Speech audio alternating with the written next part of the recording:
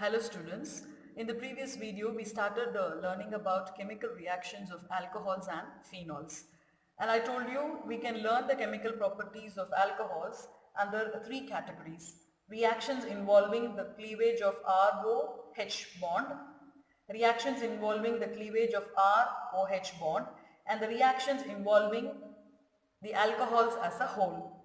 Under the topic reactions involving the cleavage of OH bond, we have seen the acidic nature of alcohols and we compared that acidic nature of alcohols with that of phenols, and we learned that both are weakly acidic but phenols comparatively more acidic than alcohols, and we learned about all the reasons and all about resonance. In today's video also, we are going to continue with the chemical reactions of alcohols under the same category, reactions involving the cleavage of OH bond. How did we come to a conclusion that alcohols are acidic in nature? Because they involve hydrogen with active metals like sodium. Not only with sodium but also with aluminium, alcohols will evolve hydrogen. Now here we have taken a tertiary alcohol. See, this is tertiary butyl alcohol and treating it with aluminium. You are getting aluminium tertiary butoxide. In the case of ethanol, which is a primary alcohol, if you treat it with sodium, you will get sodium ethoxide. Along with that, hydrogen will be evolved. Here, since you are taking aluminium, you are getting aluminium tertiary butoxide. Along with that, hydrogen is evolved. And here also, the cleavage is between oxygen and hydrogen. See, hydrogen comes out, the oxygen stays with the compound. And the next reaction under this category is esterification. In this esterification reaction, a carboxylic acid reacts with an alcohol in the presence of concentrated sulfuric acid to form a molecule of ester and water. That reaction is called as esterification. See, we are taking alcohol and treating it with acid, ROH, R-COOH. What is the difference between R and R dash? It is to indicate both these alkyl groups are different. If one is methyl, the other one could be ethyl. And in the presence of H plus, what do you get? You get an ester. As I told you, we are talking about the reactions involving the cleavage of OH bond. So this H is coming out as H2O and you are getting an ester. See, RCOOH. In that RCO and one more OR is coming from here. So RCO, this part is from the acid and this OR part is from the alcohol. Along with that H2O, and you have a separate mechanism for this reaction which we are not going to see now. Let's take an example. See, for alcohol I am taking ethyl alcohol and for acid we are taking acetic acid. C2H5OH and CH3COOH. In the presence of H plus, you are getting CH3C double bond O, C2H5. This is ethyl acetate. This is the acetate part. This is ethyl part. So ethyl acetate is the ester. Along with that, you are getting H2O. And the last reaction under this category is reactions of alcohol with acid chloride and acid anhydrides.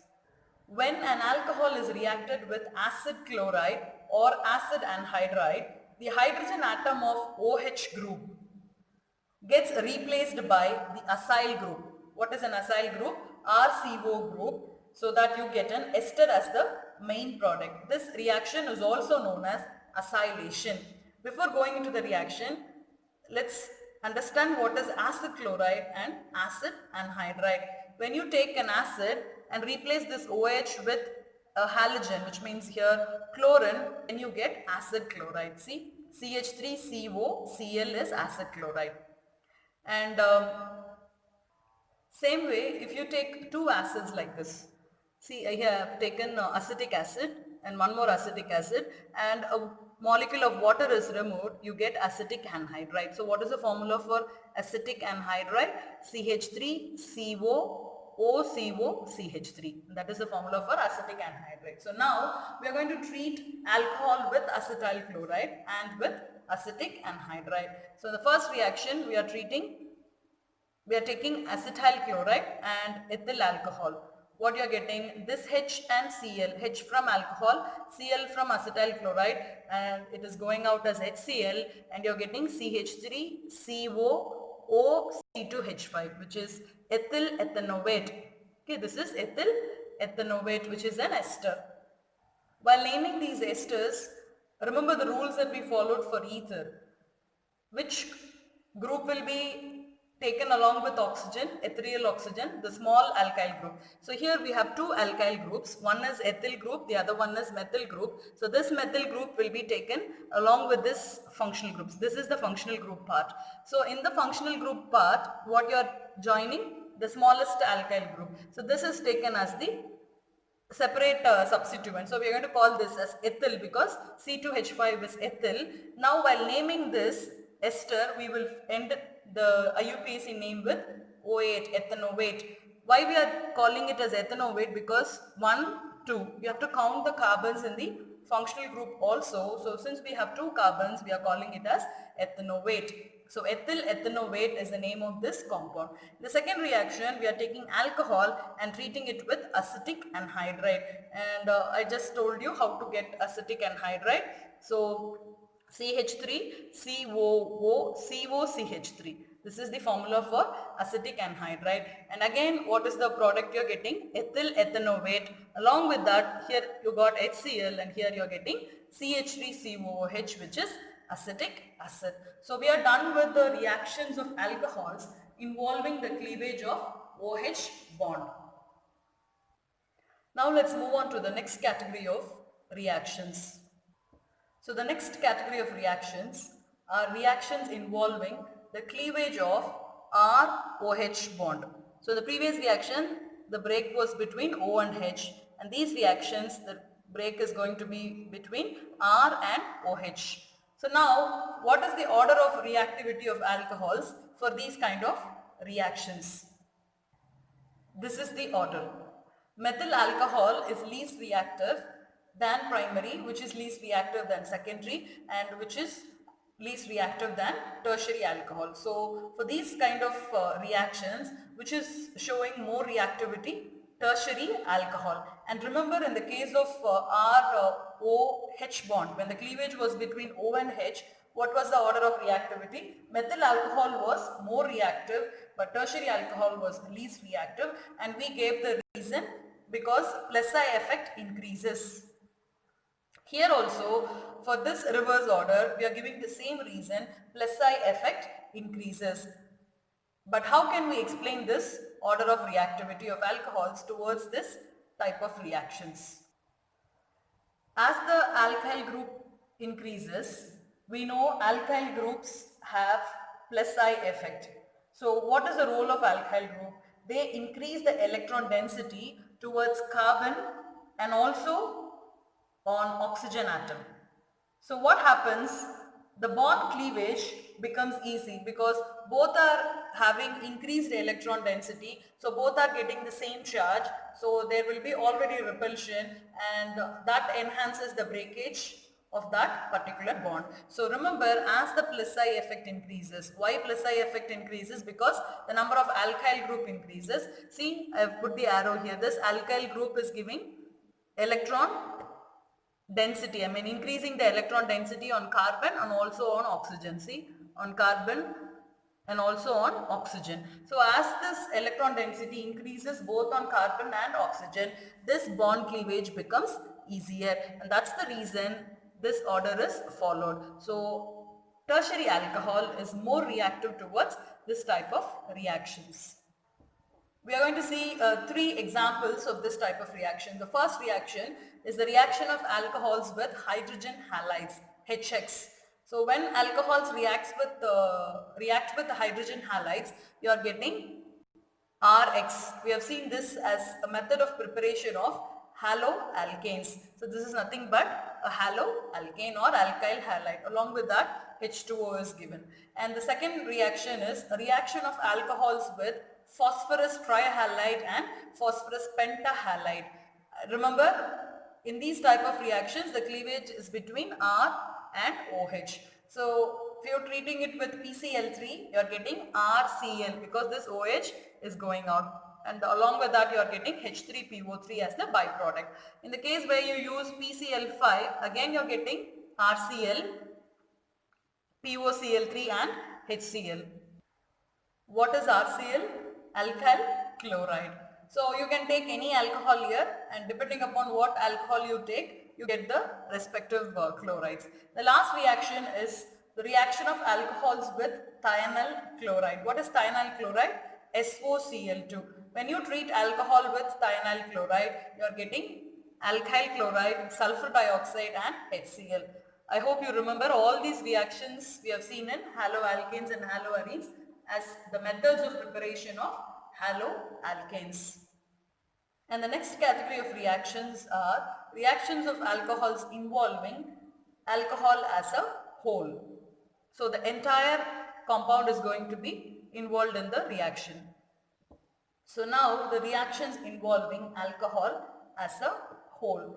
The main reactions belonging to this type are acidic dehydration reactions, oxidation reactions and dehydrogenation reactions. So let's see one by one. The first one is acidic dehydration reactions and acidic dehydration of alcohols. And we have learned about hydration of alkenes when we prepared alcohols. What is meant by hydration of alkenes? Taking an alkene, treating it with H2O in the presence of H+. That is acidic hydration of alkenes. Here we are talking about acidic dehydration of alcohols. So what you are going to do, you are going to take an alcohol and remove water molecule from that, and this reaction is going to take place in the presence of an acid, H+. So this is nothing but the reverse reaction of the acidic hydration of alkenes, which we have seen as the method of preparation. So acidic dehydration of alcohols is an elimination reaction, and it is carried out with concentrated sulfuric acid upon heating. A molecule of H2O is eliminated and alkene is formed as the product. See, we are taking an alcohol, this is the alcohol part, you are treating it in the presence of H+ and heating it, you are getting alkene and water molecule is removed. For this elimination reaction, presence of beta hydrogen in the alcohol is necessary. What is beta hydrogen? See, this is the carbon to which the functional group is attached. This is the alpha carbon, and the carbon which is attached to this alpha carbon is called as beta carbon, and the hydrogen attached to this beta carbon is called as beta hydrogen. So this beta hydrogen's presence is necessary for this type of reaction. So let's take an example for each primary, secondary and tertiary alcohol and see what products we are getting. See, all these different alcohols require a different reaction condition and also the catalyst that we are using. And remember, this dehydration reaction of alcohols involve the cleavage of COH bond. See, COH bond. And just now we have seen that the order of reactivity of different alcohols is primary is least reactive than secondary, which is least reactive than tertiary, which means tertiary reacts very well towards this reaction, and that can be well supported by the reaction conditions here. Look at the temperature required. For primary you need more temperature, and then for secondary the temperature goes down and the mild acid is enough, and same way for tertiary again 20% H3PO4 is enough. So this shows ethanol, it is difficult towards this reaction, whereas secondary and tertiary they are much easier towards this reaction. So first, ethanol, when treated with sulfuric acid at 443 Kelvin, you are getting ethene, CH2 double bond CH2, a hydrogen from here and OH will go out as H2O. So you are getting ethene. And next we are taking secondary alcohol, propane 2-ol. What will happen? This OH and one of this hydrogen, either this hydrogen or this hydrogen will go out as H2O. So you will get CH3CH double bond CH2, propene. And this takes place in the presence of 85% H3PO4 at 440 Kelvin. And next we are taking tertiary alcohol in the presence of 20% H3PO4 and 358 Kelvin, and this OH, and either of these three alkyl group one hydrogen will go out. So CH3, C, CH3. From here we are removing a hydrogen. Along with this, it is going out as H2O, so we're getting a double bond here. So CH3, C, CH3, double bond, CH2. What is this? 2-methyl. In the second carbon, we have methyl and 3 carbon atoms prop, and you have a double bond propene. 2-methyl propene. And remember, this is the order of reactivity. Tertiary reacts, alcohol reacts very fast towards this acidic dehydration reactions. And primary is least reactive towards this reactions. As we have seen the mechanism of acidic hydration of alkenes, we are going to see the mechanism of these reactions, acidic dehydration of alcohols. And what are the products we are getting here? Alkenes. Now let's move on to the mechanism involved. As I told you, this reaction is the reverse of the reaction that we have seen in the preparation of alcohols from alkenes. So now the first step is formation of protonated alcohol. We are taking an example of primary alcohol, ethanol. So what is the first step in acidic dehydration of ethanol? Formation of protonated alcohol. So this is the ethanol. So I have expanded and I have written so that you will understand the mechanism and it is easy for you to draw the arrows. So this is CH3, CH2, OH. This is ethanol, and this reaction is taking place in the presence of H plus, and we know oxygen with these lone pair of electrons is ready to give its electrons to this H plus, and this step is a fast step. So what will happen? This hydrogen will get attached here, oxygen gets a positive charge, and this is called as protonated alcohol. And in the second step, there is formation of carbocation. So you take this protonated alcohol in the second step, and you know oxygen, since it has a positive charge, it's pulling this electrons towards itself, and this will go out as water. Look here, H2O, H2, this O taking this electrons going out as H2O. So now what will happen? This electrons, as they are pulled by this oxygen, this carbon is getting a positive charge, and that is carbocation. So this every other part will be as such, C and 3 hydrogens, C with 2 hydrogens, and here you are getting a positive charge, and that is carbocation. In step 3 is the formation of the product. What is the product here? Ethene. How do you get that ethene? By elimination of a proton. So here, since this carbon has a positive charge, this bond here, it's moved here because this carbon pulls this electron so that it can get rid of its positive charge. So what will happen? This is pulling this electrons, or you can say this hydrogen is helping this carbon with its electrons, and this hydrogen comes out as H plus. Since H plus is removed, we call this as elimination of a proton.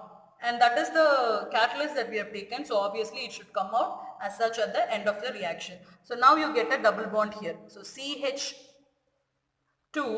double bond CH2, which is nothing but ethene. So this is the mechanism of dehydration of alcohols to give alkenes.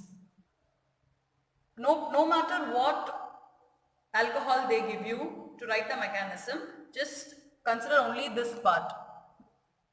All the other parts will remain the same. So whatever alcohol you take, the corresponding alkene will be the product. Before this mechanism, I have told you 3 alcohols, primary, secondary and tertiary, and we have seen what are the products obtained from that 3 alcohols. And also this mechanism, everywhere the reaction involved here is removal of water, which is dehydration.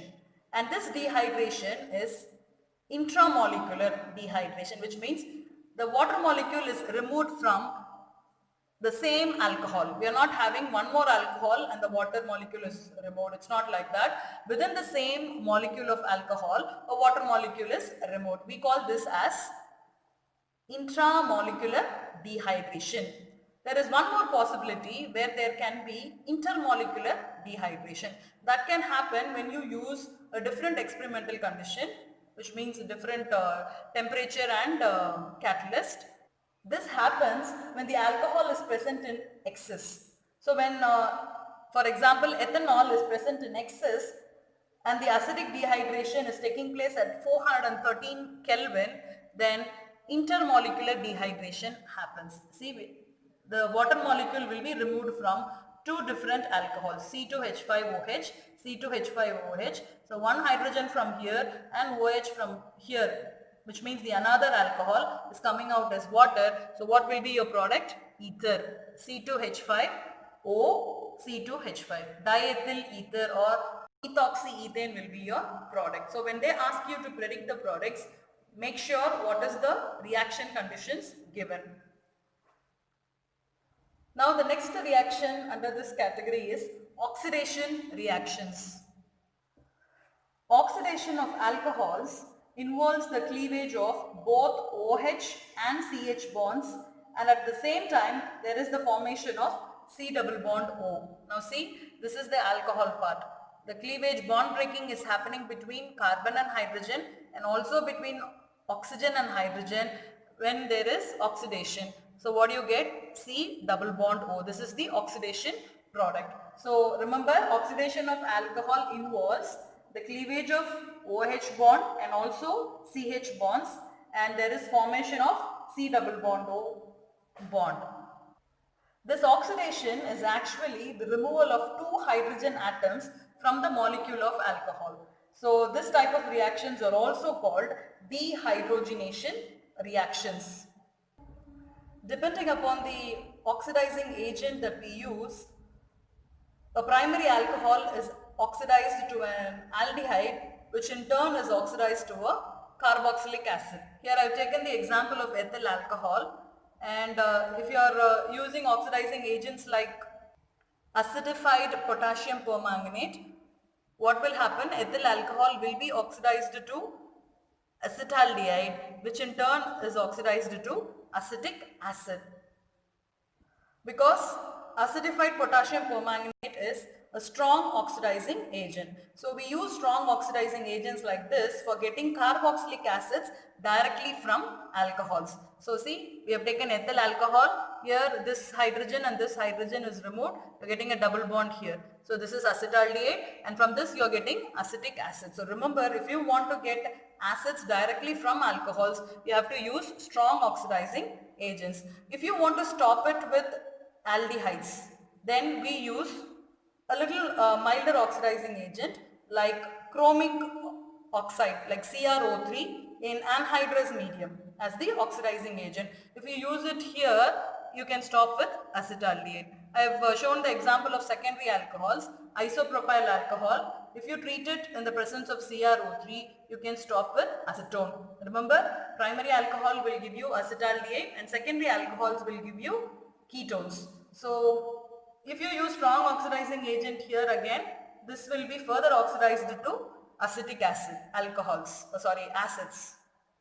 And then tertiary alcohols, they do not undergo oxidation reaction. Under very strong reaction conditions, like strong oxidizing agents, KMNO4, acidified KMNO4, and at elevated temperatures, this tertiary alcohols, there will be cleavage of CC bonds. For example, I have taken tertiary butyl alcohol. When you oxidize it with a strong oxidizing agent, you are getting isobutylene. What is happening actually?